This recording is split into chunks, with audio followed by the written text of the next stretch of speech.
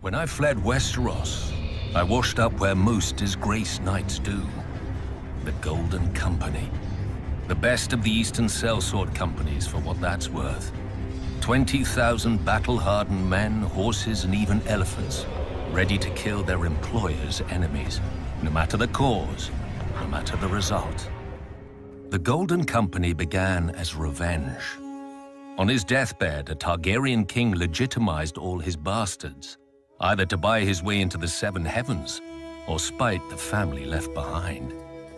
As everyone knew would happen, his great bastards weren't satisfied with their father's name and wanted his throne as well, under the banner of the new House Blackfyre.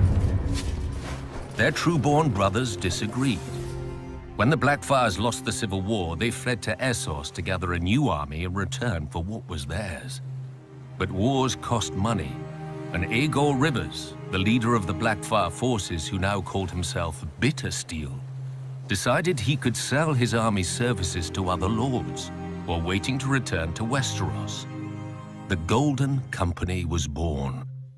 For their words, they chose, "Beneath the gold, the bitter steel," to remind themselves that they weren't just hired killers, but knights of Westeros who'd one day retake their home. They never tried, because they were too successful as sellswords. When Qohor declined to pay the new Golden Company for its services, Bittersteel dared what even the Dothraki failed to do, and sacked the city. After filling the company's coffers, he declared that unlike all other sellswords, the Golden Company would never break a contract. So they haven't. But they also don't take contracts unless the odds are heavily in their favor. Cowardly, perhaps, but far from foolish. Quite a few wars have ended with one side learning the Golden Company agreed to fight on the other. Though it's not just their reputation that scares off would-be enemies.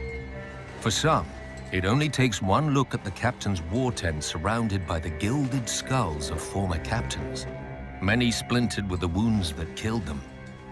Any sellswords who'd waste that much gold must have a lot of it, and nobody pays in defeat.